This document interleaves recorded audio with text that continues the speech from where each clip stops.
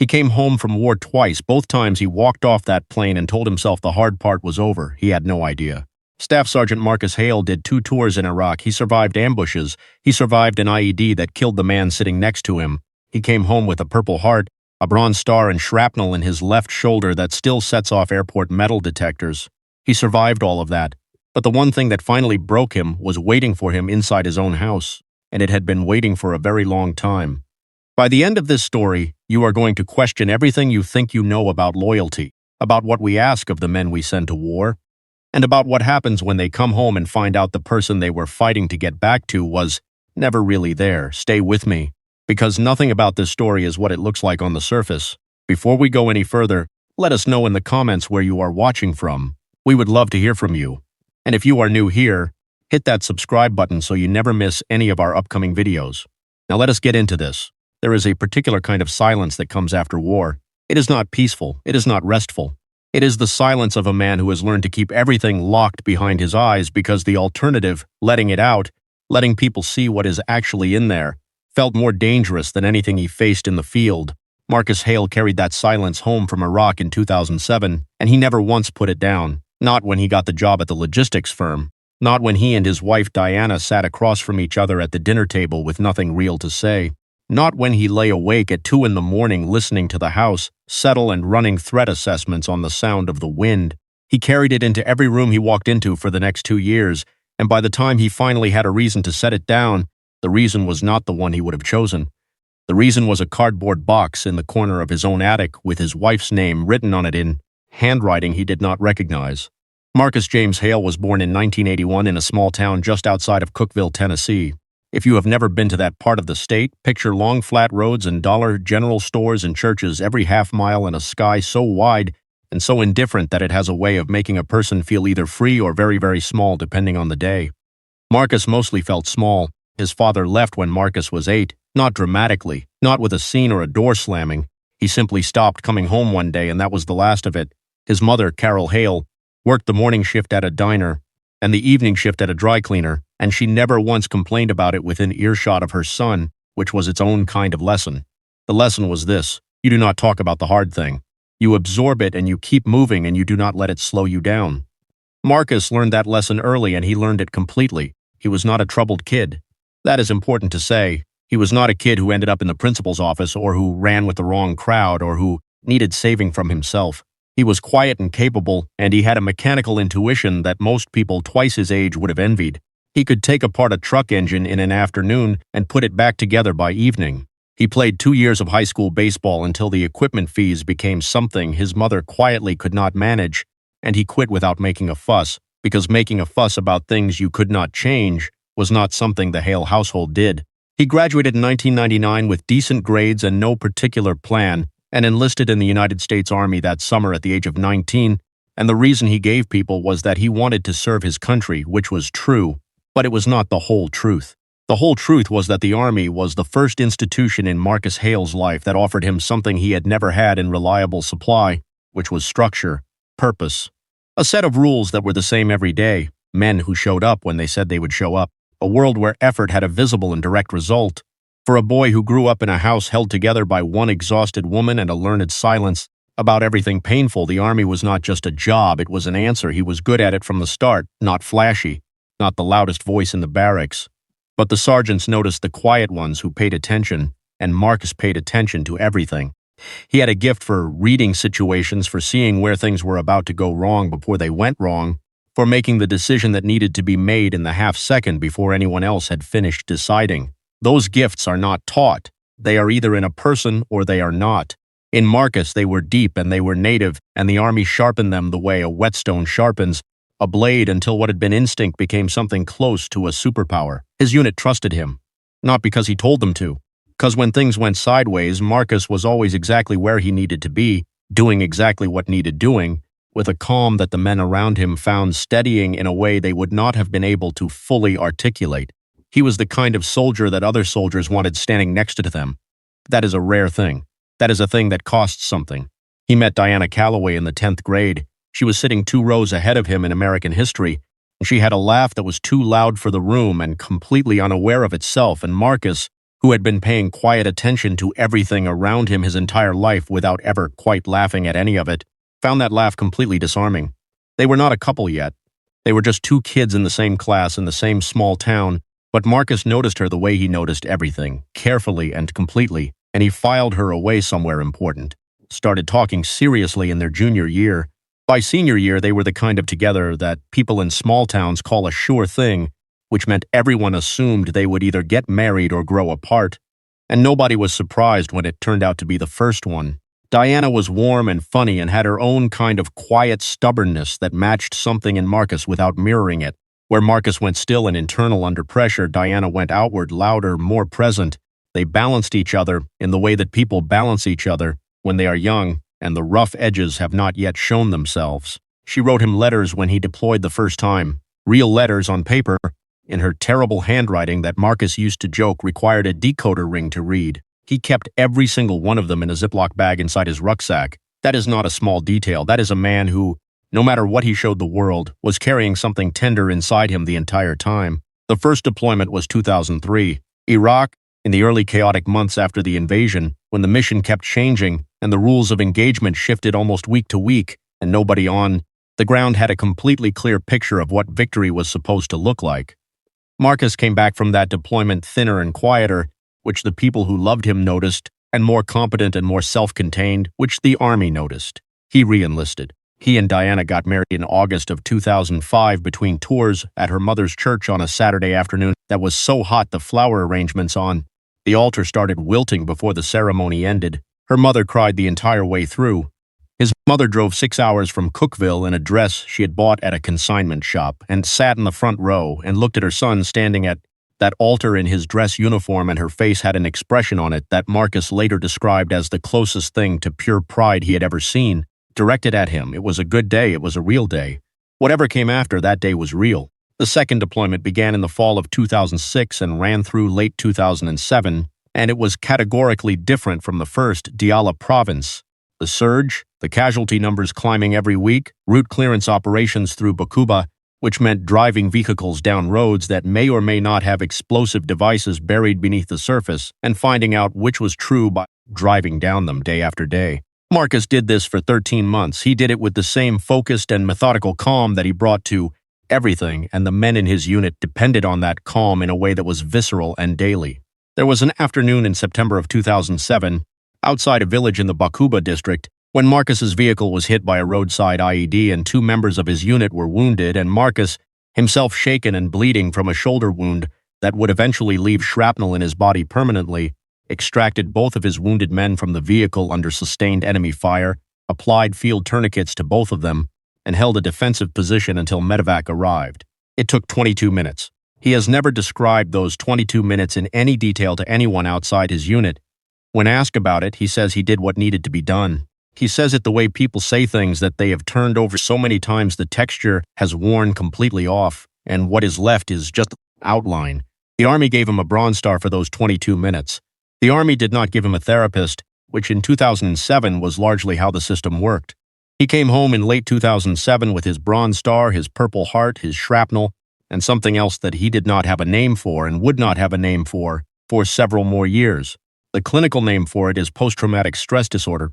The practical name for it, the name that describes what it actually feels like from the inside, is harder to pin down. It is the antenna that never turns off. It is sitting with your back to the wall in every restaurant because you need a sightline to the door. It is waking at 3 in the morning fully alert, heart already running, body already prepared for something that is not there. It is flinching at car backfires and construction noise and the particular pitch of a certain kind of alarm.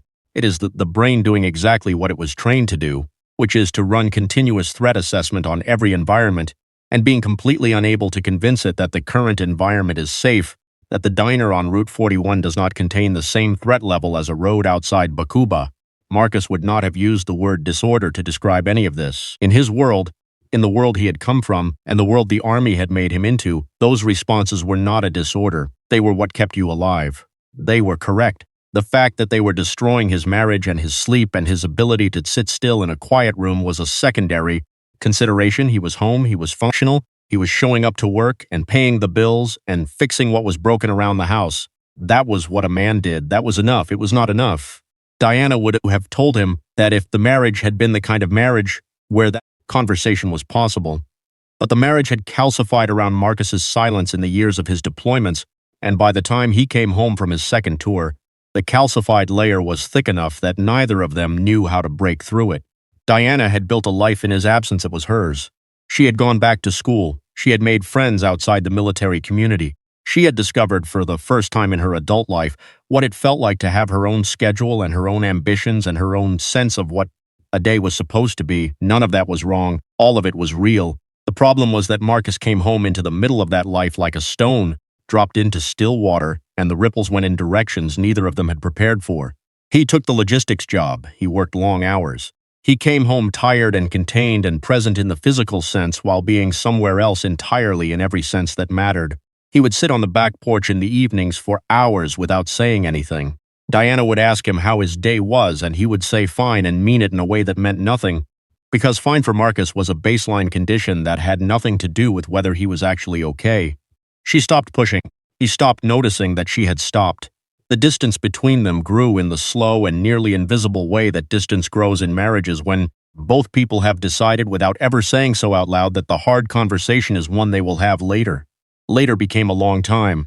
Later became 4 years. Now here is the part of this story that is uncomfortable. Here is the part where the picture gets more complicated than a simple story of a good man betrayed by a faithless woman. Diana was lonely. That is a real thing. That is not an excuse for what she did, and we will be very clear about that before this story is over, but it is a real thing that deserves to be said with the full weight of its reality. She was a woman who had spent significant portions of her marriage alone, who had watched her husband come home from the second deployment and continue being somewhere else even when he was standing right in front of her, who had tried in the small ways she knew how to try and found the walls to high and eventually stopped climbing. The man she had married was still there in the physical sense. In every other sense, he had left something important behind in Diyala province and had not come back to get it. She did not know how to help him. He did not know how to ask for help, and between those two facts in that gap, something began that should never have begun. His name was Carter Webb. He worked in the administration office of the college Diana had been attending. He was 34, moderately good-looking, easy in social situations in the way that people are easy when they have learned to perform attentiveness as a strategy.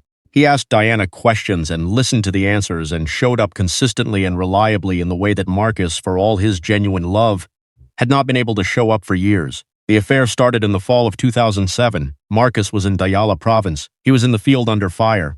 He was doing what his country had asked him to do, and Carter Webb was in a coffee shop near the college campus telling Diana Hale that she was remarkable and he could not stop thinking about her. The affair did not last a week or a month, it lasted 4 years. It lasted through Marcus's homecoming and his transition to civilian life and the long, quiet dinners and the back porch evenings and every moment when Marcus sat next to his wife and had no idea that the woman beside him had been living a double life for longer than he could have imagined. Marcus found out on a Tuesday in December of 2009 it was cold. Diana had driven to Nashville to spend the weekend with her sister, or so she had told him.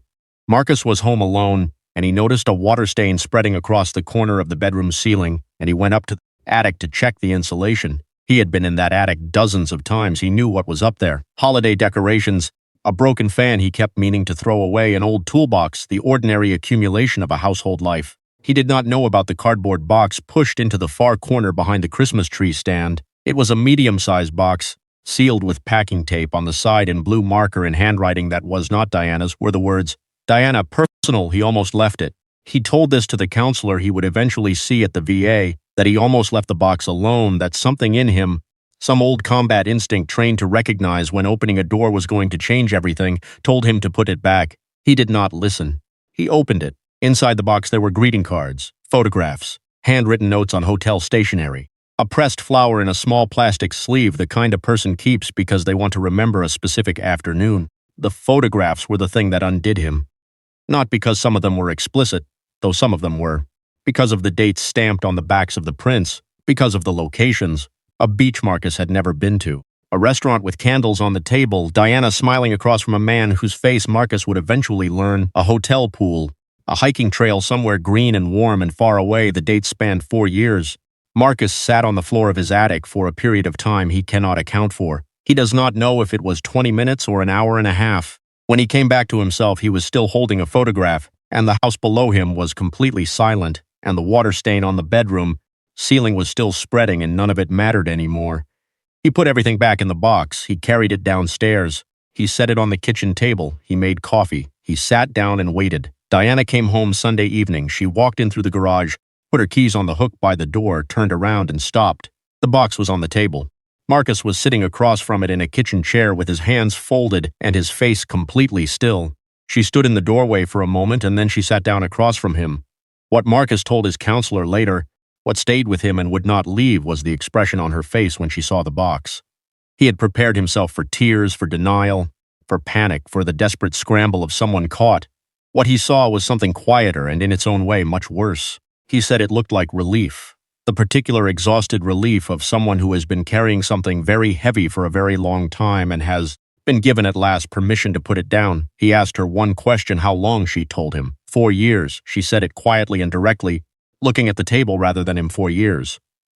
He sat with that. Then he asked the second question, the one he had not known he was going to ask until the moment he asked it, which was the name. She told him Carter Webb, a man Marcus had met once, briefly, at a college event Diana had brought him to in the fall of 2008, a year after the affair had begun. Marcus had shaken Carter Webb's hand. He had made small talk. He had told Diana on the drive home that her college friends all seemed like nice people. Over the next hour, sitting at that kitchen table, Marcus learned the rest of it: the trips, the weekends, the hotel rooms, the money, though he did not have the full picture of the money yet. And then he learned one more thing, the thing that hit him differently from all the rest, the thing that required a different and more specific kind of calculation. There had been a pregnancy early in the marriage, 2006, a miscarriage they had mourned together in the way that couples mourn things they wanted. Marcus had taken time off work. He had held his wife while she cried. He had told her they would try again and meant it with everything he had. Sitting at that table in December of 2009, doing the arithmetic in his head, matching the dates against the timeline of his deployments and his leaves, Marcus understood that the timeline of that pregnancy did not match his last leave before his second deployment. He sat with that for a moment. Then he stood up from the table, walked to the garage, got in his truck and drove. He did not go to Carter Webb's apartment. He did not go to a bar. He drove to the VA hospital on the other side of Clarksville, and he sat in the parking lot for 3 hours without going inside, just sat, engine off, hands on the steering wheel, looking at the entrance. 3 hours. His old unit buddy Ray DeLuca, who Marcus called that night from the parking lot, described what Marcus sounded like on the phone as the flattest he had ever heard him. He said Marcus went through the facts of what had happened with the same tone you'd use to describe a weather report, clear and sequential and completely without affect. Ray said he drove from Memphis the next morning without being asked. Marcus moved into a motel off the highway. He retained a family law attorney named Paul Greer who had worked with veterans before and who told Marcus from the first meeting to document everything, put nothing in writing he would not want read in a courtroom, and begin pulling financial records. What the financial records revealed, when the forensic accountant Paul Greer brought in, finished going through 3 years of statements, was $40,000 moved out of the joint account in amounts small enough to avoid triggering any automatic flags. 300 here, 800 there, labeled as household expenses, vacation costs, miscellaneous. Some of it had gone to hotels and flights. Some of it had gone to Carter Webb directly in transfers framed as personal loans. 2 of those transfers had been made during the period Marcus was in theater under fire in Diyala province. 2 of those transfers were made while Marcus was running route clearance through Baba. The separation, once it became known in the way these things always become known in small communities, did what information does in tight social ecosystems, which is spread fast and imprecisely. Mutual friends heard versions of it. Diana's family heard a version of it. The veterans community around Fort Campbell heard a version of it. In February, a neighbor called in a welfare check on Marcus. He had been parked outside his old house for 6 hours, sitting in his truck, doing nothing visibly threatening, just sitting. The police came, spoke with him, determined there was no immediate danger, and let him go. The police report was public record. A local news station ran a brief item describing a, quote, troubled veteran involved in contentious divorce proceedings found sitting outside his estranged wife's home. The word troubled appeared twice in 3 paragraphs. The affair was not mentioned. The $40,000 was not mentioned. The 2 tours, the Bronze Star, the shrapnel in his shoulder, the 22 minutes outside Bakuba, none of it was mentioned. Veterans' advocacy groups in the region pushed back publicly within 48 hours. 2 attorneys offered consultations. A veteran service officer at the VA reached out and got Marcus connected with a counselor on staff. His first therapy session, according to Marcus, he spent the full 50 minutes talking about work. He described a logistics case he was managing at the firm. He did not mention Iraq. He had not talked about Iraq to anyone who was not there in 4 years. The counselor, a woman named Dr. Patricia Soule, who had worked with returning veterans for over a decade, did not push him. She later described Marcus as a man who had been told, implicitly and explicitly his entire adult life, that the way to deal with hard things was to not deal with them, that the correct response to pain was to set it aside and function anyway. She said breaking through that kind of conditioning required patience and time and a consistent presence that refused to go away, and that the first session being about logistics was not a failure. It was Marcus Hale doing the only thing he knew how to do in an unfamiliar situation, which was keep his head down and keep moving. She would see him every 2 weeks for the next 18 months. She would later say, carefully, and without specifics, that he was one of the most earnestly trying people she had ever worked with, that once he decided something was worth doing, he did not stop.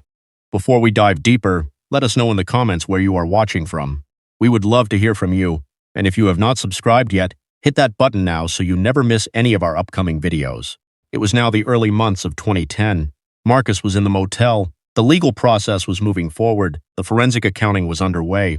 Carter Webb was still working at the college and had not been publicly named in any of the proceedings and was, by all available evidence, continuing his life without significant disruption. Diana was living in the house.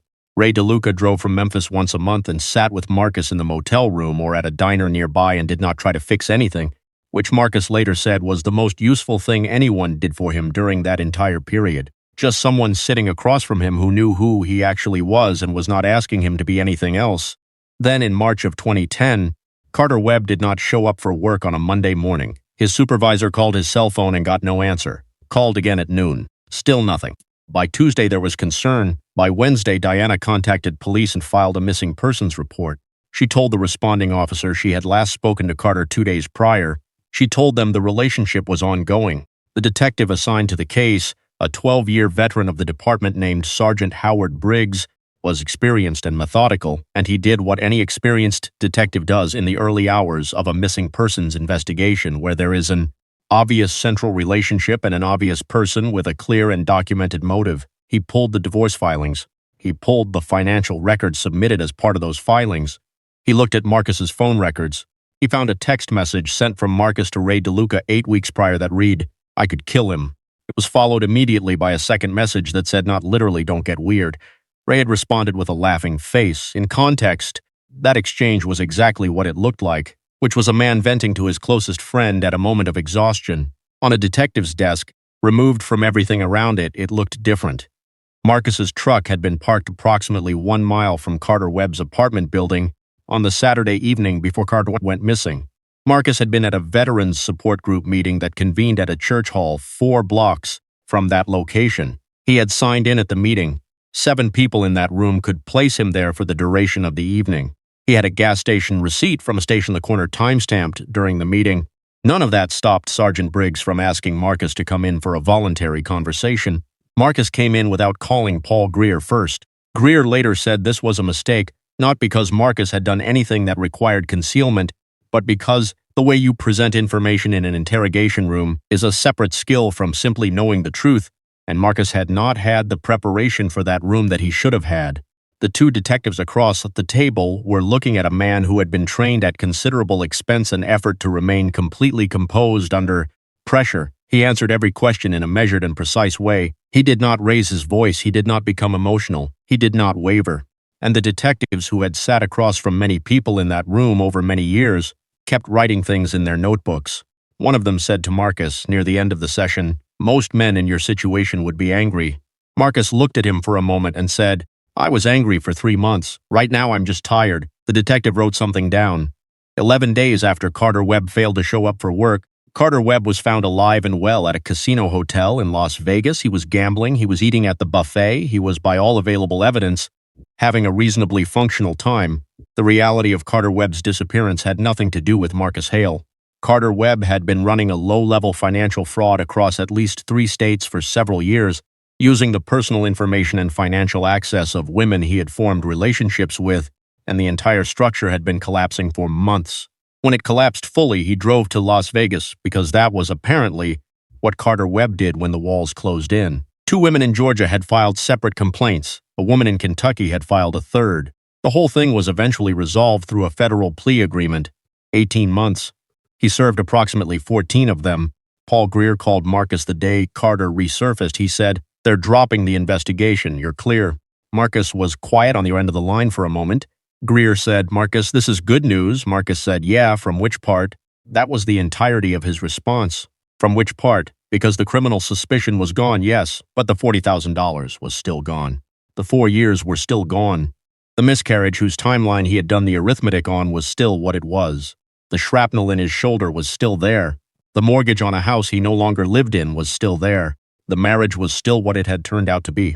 11 days cleared the legal shadow. The other weight was not on an 11-day timeline. The other weight did not have a timeline that Marcus could identify. Diana's attorney filed the divorce petition in April of 2010. 4 weeks after Carter Webb came back from Las Vegas, the petition was extensive. It cited emotional abandonment. It cited PTSD-related volatile behavior without specifying any concrete incidents because there were none to specify. It cited what it described as a failure to maintain an equal and present partnership in the marriage. It sought the house. It sought half of Marcus's military pension. It sought ongoing spousal support on the grounds that Diana had subordinated her own career and professional development to the demands of a military marriage and had suffered economic disadvantage as a result. Marcus sat in Paul Greer's office and read through the petition twice without saying anything. Then he put it on the desk and asked Greer if what was in it was legal. Greer said it was not illegal to ask for things. He said their job was to make sure Marcus did not give them. The hearing was a Tuesday morning in September of 2010. Paul Greer had suggested that Marcus wear his dress uniform, not as theater, Greer said, not as a play for sympathy, but because it was accurate.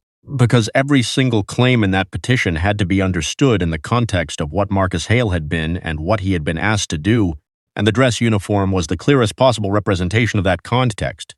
Marcus came in his uniform. He sat at the plaintiff's table across the room from Diana, who he had not been in the same room with since the December night at the kitchen table, and he sat straight and he kept his hands still and he looked at the judge and he waited. Diana testified for almost 2 hours. Her attorney walked her through the years of the marriage with careful attention to the emotional absence, the silences, the nights Marcus sat on the back porch without speaking, the way he flinched at loud sounds, the way he kept the doors locked even in their own neighborhood, the way intimacy had become something he navigated from a distance that she described as unbridgeable. Some of what she said true, some of what was true was presented in a frame that removed everything around it. That is what adversarial legal proceedings are designed to do. They take the true things and they arrange them in the order that serves the argument, and they leave everything else outside the frame. Marcus sat at his table and listened to his marriage described as a decade of slow abandonment, and he did not move and he did not speak and he did not let his face do anything visible. When it was his turn, he testified for 40 minutes. He said he had been a better soldier than a husband, and he knew that and was not going to pretend otherwise. He said he had come home from 2 deployments carrying injuries that did not have names yet and had not dealt with them the way he should have, and he had failed Diana in real ways that he was willing to own. He said all of this clearly and without deflection. Then he said, "But I was faithful. Every day I was away, every day I was gone and missing her and scared and doing what my country asked me to do. I was faithful, and she was not." He said it without heat. He said it the way he said everything, level and direct and quiet. The room held it for a moment. The judge wrote something in his notes. The judge's ruling was issued 3 weeks later. Diana received a fraction of what her attorney had sought. The military pension was protected under the Service Members Civil Relief Act, which limits the extent to which military retirement pay can be divided in civilian divorce proceedings. The house was ordered sold and the equity divided. Spousal support was denied. The financial misconduct documented by the forensic accountant, the $40,000 and the transfers to Carter Webb during Marcus's deployment, was entered into the record and significantly complicated the overall picture in ways that Diana's attorney advised her not to appeal. It was not a victory. Marcus would not describe it as a victory. He paid Paul Greer's full fee even though Greer had offered to reduce it because Marcus Hale did not accept charity, and he did not reduce his debts, and those 2 things were not going to change just because the previous year had been what it had been. He sold the house the following spring. He rented a small place outside of Clarksville, 2 bedrooms, a yard with a maple tree in the back corner that dropped leaves across the whole property every October and he started attending the veteran support group, not as a visitor but as a regular. He sat in those folding chairs in that church hall on Thursday evenings and Saturday mornings, and he listened to other men describe the antenna that never turned off, the restaurant walls, the parking lot outside the VA at 3 in the morning, the marriages that had not survived the distance, and he recognized every single word of it. Within 2 years, he was running a session himself. He stood at the front of the room, and he talked about Diyala province for the first time out loud to people who were not there, and the room was quiet in the way rooms go quiet when someone is saying something that costs them something to say. He is still doing that. He is 44 years old, and he lives in the small house with the maple tree, and he works with veterans navigating the gap between what military made them and what civilian life is asking them to be. He is not remarried. He says he is not close to it. He says he is more careful now. He says he spent most of his life confusing endurance with love, confusing showing up with being present, confusing survival with flourishing, and he is still slowly learning the difference between those things. He says it without bitterness. That is the part that takes the longest to understand about Marcus Hale. There is no bitterness. There is clarity, which is a harder thing to arrive at than bitterness, and a much rarer one. Carter Webb finished his sentence in 2023. Diana has not spoken publicly. She relocated out of Tennessee. Ray DeLuca still drives from Memphis twice a year, and he and Marcus sit in the yard by the maple tree and talk about everything and nothing the way men do when the friendship has been tested enough times that it does not require maintenance anymore, just presence. There is a number that the Department of Veterans Affairs has published in various forms across various studies over the past 2 decades, and the number is this. The divorce rate among post-combat veterans of the Iraq and Afghanistan wars runs somewhere between 60 and 70%, depending on the study and the methodology and the population measured, 60 to 70%. In the broader American population, the divorce rate is somewhere around 40%, and that number has been trending downward for years. Among combat veterans of multiple deployments, it trends upward. Among veterans who served in high-intensity environments and came home with untreated PTSD, it trends higher still. These are not surprising numbers if you understand what combat does to a person. They are not surprising if you have been paying attention to what Marcus Hale's story describes from the inside. They are, however, numbers that should require a response from the institutions that created them. And that response has been, to put it plainly, inadequate. The VA treats trauma. It has expanded its mental health services significantly since the early 2000s, and there are real resources available to veterans who seek them. But the VA does not treat marriages. There is no standard reintegration protocol that includes the partner. There is no required counseling for couples when a combat veteran comes home from a long deployment to a high-intensity theater. There is no institutional acknowledgement that the person who was waiting at home has also been living inside a sustained and invisible crisis for the duration of the deployment, that they too have been changed, that the relationship they are returning to is not the same relationship it was when the soldier left, and that navigating that gap requires support that neither the soldier nor the partner is equipped to provide to each other without help. There is a handshake and a form and a website. That is largely what the system provides. For some veterans, in some circumstances, that is sufficient. For Marcus Hale, for the 60 to 70%, it was not. Some organizations are working on this. There are nonprofits running reintegration programs. There are therapists who specialize in military couples. There is growing research on what actually workhorse, on what the specific therapeutic interventions are that give combat veterans and their partners the best chance of building something functional on the other side of deployment. The knowledge exists. The will to systematize it, to make it standard rather than exceptional, to treat it as an obligation the country owes the people it sends to war, that will has been slower to arrive. Marcus Hale is not waiting for it. He is doing what he can with what he has in a church hall in Tennessee, twice a week for men who showed up to a war and are still trying to find their way home from it. Think about what this story is actually asking you to sit with for a moment. It is not asking you to excuse Diana. What she did was a sustained and deliberate betrayal of a man who was risking his life in service of his country, and it caused damage that was real and lasting and specific, and the fact that she had her reasons does not make the damage less real. It is not asking you to flatten Marcus into a pure and simple victim either, because the full picture of Marcus Hale is more complicated and more human than that. A man with genuine wounds who did not always handle those wounds well, who was not always easy to love, who needed things he did not know how to ask for and would not have asked for even if he had known. It is asking you to hold all of that at once.